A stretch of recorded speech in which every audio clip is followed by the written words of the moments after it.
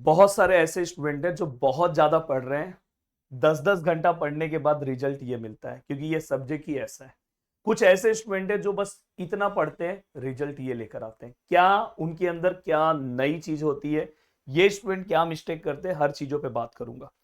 देखो दोस्तों, जैसे मैं बात करूं मैथ्स सब्जेक्ट की, मैं बात करूं मैट्राइसिस का, मैं देखता हूं ना बहुत सारे स्टूडेंट, जब मैं उनके बुक्स को चेक करता हूं, जब स्टूडेंट से मैं मिलता हूं, मेरा तो दिन भर स्टूडेंट के बीच में ही रहना है, तो मैं देखता हूं कि वो क्या करते पता है, जैसे मैट्रिक्स टॉपिक है, मैट्रिक्स के टाइप्स को याद करते हैं। भाई ऐसी चीजें करो जो पेपर, जैसे जो पेपर में नहीं पूछा जा रहा, आप क्यों बिना मतलब का मेहनत कर रहे हो, उसमें बस आपको आइडेंटिटी मैट्रिक्स पता होना चाहिए, अपर ट्रायंगुलर मैट्रिक्स पता होना चाहिए, लोअर ट्रायंगुलर, ऑर्थोगोनल मैट्रिक्स, ऐसे 4-5 टाइप्स बस पता है, एग्जाम्पल बस पता है, उसके डेफिनेशंस को भी लर्न करते हैं।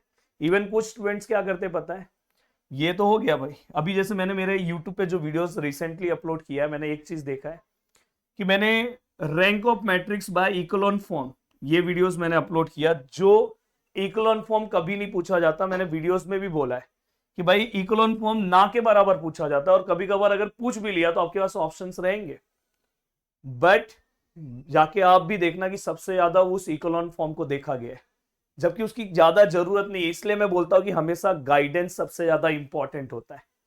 आप अगर अपने से पढ़ रहे हो, कुछ भी पढ़ रहे हो, और वही आपको इसलिए 10-10 घंटा लग रहा है, और आप पता इकोलॉन फॉर्म पढ़ रहे हो, मैं जैसे उस वीडियो का व्यूज जब देखा तो मेरे को खुद टेंशन आ रहा है कि यार बच्चे क्यों नहीं समझ रहे हैं। मैंने वीडियोस में बोला है कि भाई ये टॉपिक इतना ज्यादा इंपॉर्टेंट नहीं है, आप नॉर्मल फॉर्म पढ़ो, नॉर्मल फॉर्म पे क्वेश्चंस आता है, पीएक्यू पे क्वेश्चंस आता है। अब मैं एक और चीज देखता हूं कि कोई ऐसा बच्चा जैसे पीएक्यू पढ़ के चले गया, तो बस वो ना पीएक्यू उसको आता है। हमें यूनिवर्सिटीज कभी कभी ए इनवर्स भी पीएक्यू में पूछता है, तो आपको हर पॉसिबिलिटीज को कवर करना है। जैसे अभी इसलिए मैं हमेशा बोलता हूं, जैसे अभी समझो ये मैट्राइसिस है, तो अभी मैं नेक्स्ट मंथ में मेरे क्रैश कोर्स स्टार्ट होंगे, जहां पे हाँ अभी इस मंथ में मैं अराउंड 15 तारीख के आसपास 10 से 15 के बीच में सभी यूनिवर्सिटीज के कोर्सेस लाने वाला हूं जो बचे हुए हैं। और बाकी जिन यूनिवर्सिटीज के कोर्सेस अपने एप्लीकेशन में चल रहे हैं, जैसे एसपीपीयू, बाटू, मुंबई यूनिवर्सिटीज, ये सब कोर्सेस हमारे एप्लीकेशन में चल रहे हैं, तो उनका क्रैश कोर्स नेक्स्ट मंथ में स्टार्ट हो जाएगा। तो क्रैश कोर्स आपको इतना ज्यादा बेनिफिट होगा, तो जो स्टूडेंट क्रैश कोर्स से नहीं जुड़े उनको एक टेंशन क्या हो जाएगा पता है, रिवीजन करना थोड़ा सा डिफिकल्ट हो जाएगा, क्योंकि अभी मैं एक एक लेसन कवर करने में हमें 8 से 9 घंटे का टाइम लग रहा है। लास्ट टाइम पे आपको एक रिवीजन चाहिए रहता है, तो आपको उस टाइम में मैं कराता हूँ कि टॉप 9 क्वेश्चन, मतलब 2 से ढाई घंटे में एक पूरा का पूरा यूनिट में कवर करा देता हूँ। तो आपको रिवीजन में, जैसे अभी मेरा मुंबई यूनिवर्सिटी का M3 का कोर्स चल रहा है, आने वाले टाइम में एसपीपीयू का भी है, तो मुंबई यूनिवर्सिटी का जल्दी ही एग्जाम है, तो उनका जो क्रैश कोर्स चल रहा है, जैसे उनका एक टॉपिक लैपलास है, 19 मार्क्स के क्वेश्चन उससे पूछे जाते हैं। बस मैंने क्या बोला पता है, टॉप 6 क्वेश्चन ये सॉल्व करो, 19 मार्क्स लेके जाओ। तो ये तरीका होता है दोस्तों, इसलिए आप भी जब पढ़ रहे हो तो ऐसे टॉपिक्स पे फोकस करो जो आपके पेपर्स में आने वाले हैं। आप बिना मत, जैसे अभी इकोलॉन फॉर्म कर रहे हो जो पेपर्स में नहीं आने वाला है, तो उसका क्या बिना मतलब का आपका टाइम जा रहा है। जैसे नॉन होमोजीनियस है, अब नॉन होमोजीनियस और होमोजीनियस में ना मैं देखता हूँ बहुत सारे स्टूडेंट होमोजीनियस करते हैं, भाई नॉन होमोजीनियस ज्यादा इंपॉर्टेंट है। इसलिए आपको एक गाइडेंस की बहुत ज्यादा जरूरत है, एक टीचर्स की बहुत ज्यादा जरूरत है, जो आपके 10-10 घंटे की स्टडी को 2 घंटे में ला सकता है। जैसे जो मेरे एप्लीकेशन पे स्टूडेंट्स हैं, उनको मैं सामने से खुद बोल रहा हूं कि आपको बाहर से एक भी एग्जाम्पल प्रैक्टिस नहीं करना है, बस जितना मैंने दिया है बस उतना करके चले जाओ। पेपर जिस दिन होगा उसके दूसरे दिन मेरा वीडियो आएगा, जो बोला वही आया, मैं दावे के साथ बोल रहा हूं। तो आपको अलग से कुछ नहीं पढ़ना है, आपको कोई टेंशन लेने की जरूरत नहीं। पर यूट्यूब पे जो पढ़ रहे हो, आप भी मेरे ही स्टूडेंट हो, बट पढ़ते टाइम थोड़ा सा ध्यान रखो, इसलिए कि आप अपने मेहनत को कम करना चाहते हो तो एप्लीकेशन सबसे बेस्ट है। अभी जैसे पार्शियल है, पार्शियल में ये कंपोजिट वाला टाइप है। अब ये कंपोजिट टाइप पे, ये अभी जैसे पार्शियल में ना बहुत सारे लोग स्टार्टिंग के पार्शियल पे ही बिना मतलब का मेहनत करते हैं। अब देखो मेरे को डिटेल लेक्चर्स देना पड़ता है, डिटेल लेक्चर्स अगर आप देखोगे तो पार्शियल का 6 से 7 लेक्चर्स की ज्यादा जरूरत नहीं है, पर बहुत सारे लोग ना 6 से 7 लेक्चर्स ही देखते हैं, पर मेन पार्शियल पे जो क्वेश्चंस पूछा जाता है, इसलिए क्रैश कोर्स का बहुत ज्यादा इंपॉर्टेंस होता है। मेन कंपोजिट है जो आगे के लेक्चर्स में, जो लेक्चर नंबर 6-7 पे है, तो कंपोजिट सबसे ज्यादा इंपॉर्टेंट है। फिर होमोजीनियस सबसे, वहां तक बच्चे पहुंचते ही नहीं, और वो स्टार्टिंग के लेक्चर्स को देखने लगते हैं और वहां तक नहीं पहुंचते, और वही एग्जाम का इंपॉर्टेंट पार्ट है। ये गलती अगर आप कर रहे हो तो बहुत बड़ी गलती कर रहे हो, कि जो चीजें आने वाला है नहीं है वो अगर आप पढ़ रहे हो तो अपना आप टाइम वेस्ट कर रहे हो।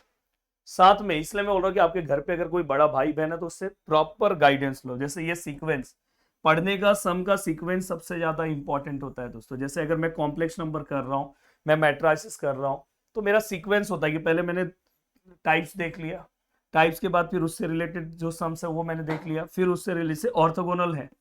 अब ऑर्थोगोनल अलग अलग यूनिवर्सिटीज में अलग तरह से क्वेश्चन आता है। जैसे अगर मैं बात करूं एसपीपीयू का, ऑर्थोगोनल एसपीपीयू का सबसे फेमस टॉपिक है, कंफर्म क्वेश्चन है।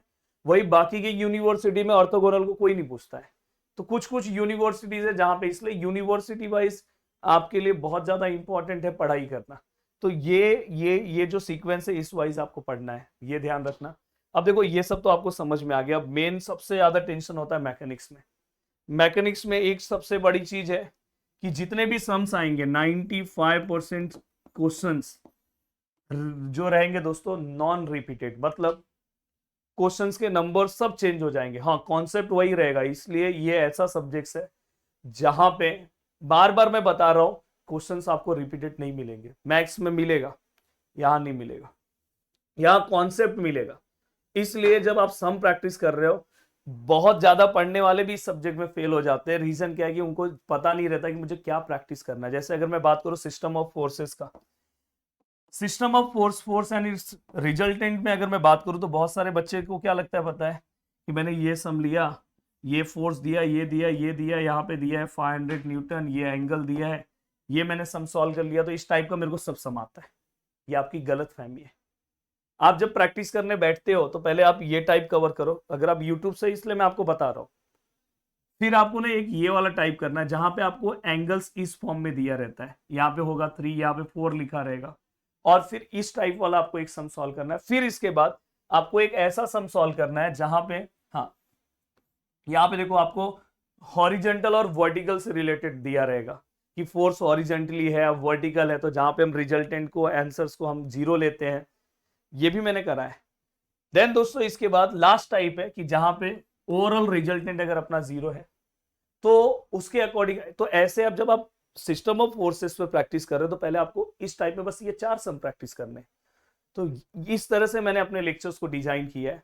तो जैसे अगर समझो, अगर आप कोई भी सम सॉल्व कर रहे हो तो आपको क्या पता होना चाहिए कि इस सम में पॉसिबिलिटीज कितने आ सकते हैं। आप देखो अगर आपने ये 4 सम सॉल्व किया, पहला ये कर लिया, फिर ये सीक्वेंस है। पहले अगर आप ये सॉल्व कर रहे हो तो गलत है, ये आपके कॉन्फिडेंस को गिराएगा। पहले ये करो, फिर ये करो, फिर ये करने के बाद एक आप इसके एग्जाम्पल्स का प्रैक्टिस कर लो, एक इसके एग्जाम्पल का प्रैक्टिस कर लो, हो गया। और एक थीटा वाले का, जो मैंने इसी तरह से हमने पूरा एप्लीकेशन डिजाइन किया है। और मैथ्स का तो थोड़ा बहुत सिलेबस आ जाएगा 1 वीक में। मैकेनिक्स तो लगभग खत्म हो चुका है सिलेबस, बस एसपीपीयू का थोड़ा सा बाकी है, एक पार्ट, और लगभग पूरा का पूरा पार्ट हमने अपलोड कर दिया है। तो अगर आप ध्यान से देखोगे, बस मैकेनिक्स क्यों किया हमने अपलोड सबसे पहले, क्योंकि मैकेनिक्स में बहुत प्रैक्टिस की जरूरत है। जितना हमने सम्स दिया है वो अगर आप अच्छे से प्रैक्टिस कर लोगे बस उतना हो गया। तो इस सब्जेक्ट को आप लाइटली मत लो। बहुत सारे ऐसे स्टूडेंट हैं इस सब्जेक्ट की वजह से आगे नहीं जा पाए। रीजन क्या है, उनका सीक्वेंस गलत है ना पढ़ने का। वो ये एक सम पढ़ के जा रहे हैं, बोलते मेरे को आता है, मेरे को आता है, ऐसा नहीं चलेगा। जैसे अगर आप फॉर एग्जाम्पल फ्रिक्शन के सम पढ़ रहे हो, फ्रिक्शन में बस लोग यही सम पढ़ रहे हैं, ऐसा नहीं भाई, कभी कभार थीटा भी पूछ लेते हैं। तो हर पॉसिबिलिटीज के सम आपको होने चाहिए। इसलिए मैं बोल रहा हूँ कि आपका टाइम बचता है। जैसे अभी कोई स्टूडेंट है, वो कोई भी सम प्रैक्टिस कर रहा है 5 से 6 घंटा, बहुत सारे सम प्रैक्टिस कर रहा है, पर उसको ये नहीं पता है कि जो हम ऑर्डर सम बोलते हैं वो क्या होता है। ऑर्डर ऑफ सम मतलब, जैसे अगर समझो मैं सॉल्व कर रहा हूँ फ्रिक्शन पे, तो मैं एक नॉर्मल सम ले रहा हूँ, पहले एक नॉर्मल ऐसा सम ले रहा हूँ, फिर एक नॉर्मल इंक्लाइन वाला ले रहा हूँ, फिर एक नॉर्मल इंक्लाइन एंगल वाला ले रहा हूँ, फिर एक ऐसा सम मैंने सॉल्व करा है एप्लीकेशन के ऊपर जिसके अंदर 3 अननोन्स जो रहेंगे दोस्तों, 2 या 3 अननोन्स जो हैं और 2 अननोन्स या 3 अननोन्स है और अपने पास 2 ही इक्वेशंस है। तो अब क्या होगा, तो वैसा भी सम मैंने सॉल्व करा है। तो हर पॉसिबिलिटीज के सम सॉल्व करने अपने को आने चाहिए। तो अगर आप यूट्यूब से पढ़ रहे हो तो थोड़ा सा मेहनत अपना बढ़ा दो और बहुत अच्छे से अपनी चीजों को कवर करो। अगर आप चाहते हो कि नहीं सर मुझे एप्लीकेशन से पढ़ना है, तो आप एप्लीकेशन से भी जुड़ सकते हो। प्रदीप गिरी एकेडमी हमारा एप्लीकेशन है जहां पे दिवाली का आपको डिस्काउंट दिया जा रहा है। जितने भी कोर्सेस है 200 रुपीज का डिस्काउंट है। पीजीए 200 रुपीज का कूपन कोड यूज करो और डायरेक्ट डिस्काउंट पाओ। जय हिंद दोस्तों।